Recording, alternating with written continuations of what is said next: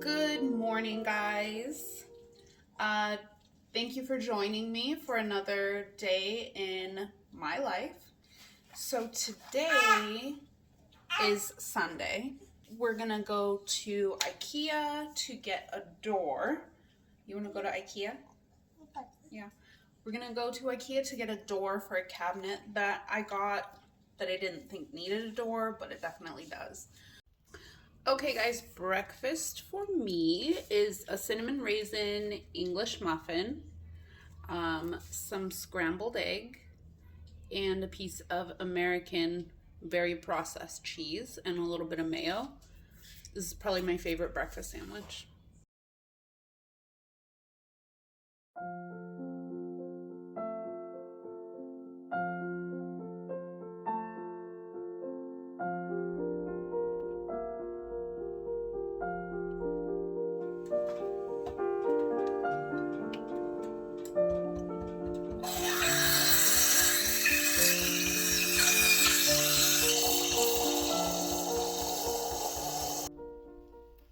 So I just got back from IKEA and it is raining and raining and raining. My toddler took a nap, so I had some time to take a shower real quick and do like a 5-minute makeup look. I don't even know why. I'm not going anywhere else today, but it just makes me feel nicer. I don't know. I made myself a second cup of coffee, and I think I'm breastfeeding right now, but I think once he's done, I'm going to make some meatloaf, and then we'll have meatloaf and some peas and mashed potatoes today. All right, guys, let's make this meatloaf. So first I start off by dicing my vegetables. My family likes really chunky veggies in our meatloaf. If you don't like a lot of the vegetable texture, obviously just dice your veggies really, really fine. You can even opt out of veggies altogether. I wouldn't suggest it, but you can do whatever you want with meatloaf. So here I'm just dicing some red bell pepper, some yellow bell pepper.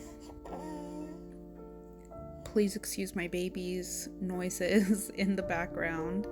I'm just cleaning out some seeds. You definitely don't want seeds in your veggies in the meatloaf.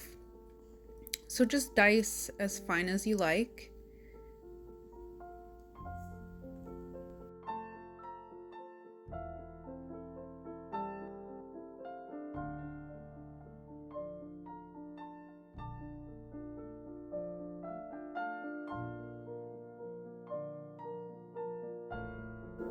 Here I'm just doing some onion as well, and I'm just dicing everything, you know, for the most part the same size, and then I'm gonna saute these veggies for a little bit.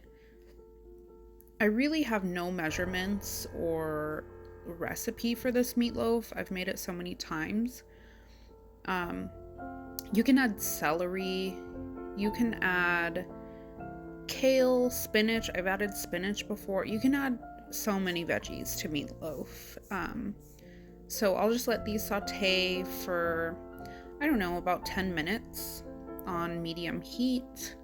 And then while the veggies are sauteing and softening up a little bit, I'm gonna start on the meatloaf. So I just take a pound of good quality ground beef. I always try to get the best quality that the grocery store has. This one is a grass-fed ground beef.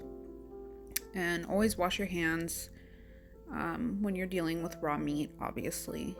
So, like I said, no recipe, no measurements, but this is how much breadcrumbs I add. And then I'll add an egg.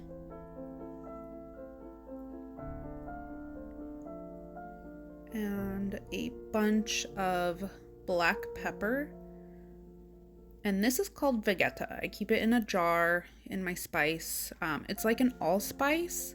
You can find it in European stores. It's vegetarian based, obviously, but it's a necessity. And then Worcestershire sauce. I'll try to find the Vegeta package to show you guys. Add some garlic powder. And then we add some red chili powder. I say we, I mean I. This is the Vegeta. I found the package. I'll link it in the description. And then a bunch of ketchup. And you don't need salt if you use the Vegeta. And then here I'm just stirring the veggies and getting that going, mushing everything together. And once the veggies have cooled a little bit, I just pop them into the bowl and mix everything together. And then you're just gonna shape this into a loaf on a lined baking sheet. And you're just gonna slather ketchup and A1 sauce on top. So we usually do not get this much rain here. It is still raining. Let me show you guys the situation.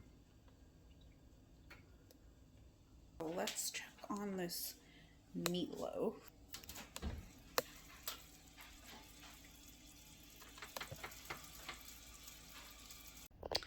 Okay guys, so I just took the meatloaf out of the oven. And here's what it's looking like. It looks really juicy. The internal temp is at 173. I just checked it with my meat thermometer. Like I said, you can check, but always 1 hour at 355 just makes it perfect. Here's my mashed potatoes, and I just mix peas into the mashed potatoes, and I do use instant for this instant. If it's like a holiday or a special occasion, yes, I will 100% make mashed potatoes from scratch, but I find these freeze-dried potatoes just perfectly fine. I just mix in some butter and milk and garlic powder and Vegeta, and they come out amazing. And I also put peas in my mashed potatoes. I don't know if anyone else does that, but I absolutely love it. So now we're gonna make some gravy from scratch. I'm probably gonna make some crescent rolls too, with jam inside. To make gravy, it's really easy, guys. You just drop some butter into your skillet and let that melt down. And then you're gonna add some flour to the skillet as well. And you want the flour to cook down a little, cook off the, you want to mix it, emulsify it, and then let it cook for a while so it cooks off the flour flavor. And then you're just gonna add your stock, so either chicken, you can use vegetable, you can use beef, and just keep mixing. It's gonna look kind of lumpy at first, but just keep using that whisk and keep mixing and trying it, making sure it's not too salty. If it is, add more water. Or you can add more stock. Basically, it's just like, just keep tasting it as you go, and then it becomes really smooth and silky. And then here, I'm just making those crescent rolls. It's literally just the store-bought crescent rolls. This was like the generic brand. And then I'm just putting in some blackberry jam and baking them.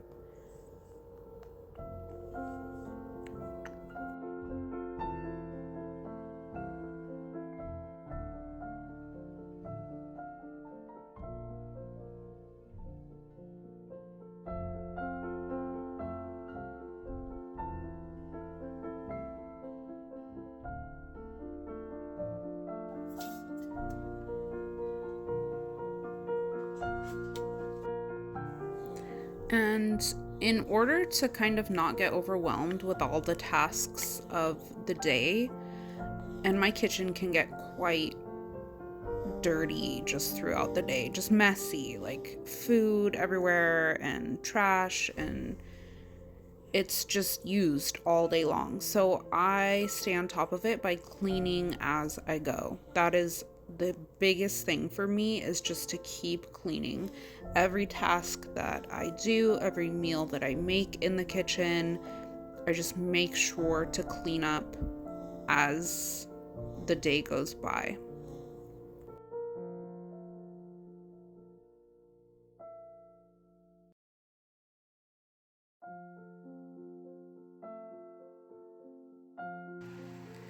And then my toddler wanted eggs for dinner. He was very adamant on this, and he wanted his dad to make the eggs. So he just drops 2 eggs into a skillet and mixes them up with some Parmesan cheese. And my toddler will eat them with some ketchup. And he'll probably have the crescent rolls too. And then this is our dinner. Just the mashed potatoes and crescent rolls. And those are sugar snap peas. And the meatloaf, obviously. And then here for dessert, I made a dip out of cashews and dates, and I'm just dipping apple in it. It's so good. And then I did make cranberry bliss bars too. And then here I am just cleaning up after dinner some more. Just closing down the kitchen basically. And I'm breastfeeding, collecting some milk in the haka, and I'm starting to wind down for the night. I get to have a shower because my husband is with the babies. And it's just time to tuck in for the night. Tomorrow, I think I'm going to bake a loaf of sourdough.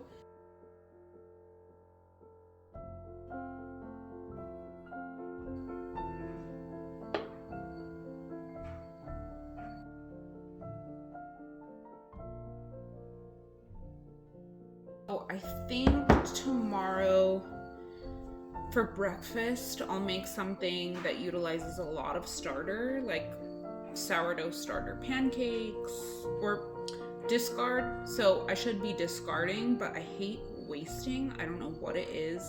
I will literally find a use for like every leftover possible. That's it for the video tonight or today.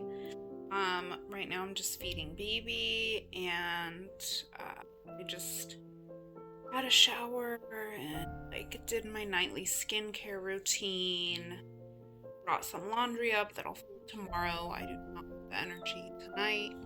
It is 9:15 and I am exhausted. I literally do not stop all day. Um, and like if you're a mom, it just doesn't stop. And I don't mind it because I get very restful sleep, even with a newborn, because I co-sleep. Um, I will, co-sleeping is such a taboo topic, especially in the States. I'll link a few videos regarding co-sleeping and breastfeeding and stuff. Really interesting research has been done on the benefits of co-sleeping and safe co-sleeping and everything like that. Um, but like I said, I'll link some stuff below. Uh, so yeah, just because of that, I do get very, very good sleep, I must say, for having a newborn. Um, and then like my husband usually just falls asleep with the toddler in the toddler's room. Mom's I mean, we just don't stop. I just go all day. I cook our meals. I get stuff from the garden. I'm cleaning up after the kids, and then we have animals, and it's just a lot. It's a lot. all worth it at the end of the day. Thanks so much, guys, for watching, and please subscribe if you haven't. It helps my channel a lot. Thanks so much for watching, and like and subscribe.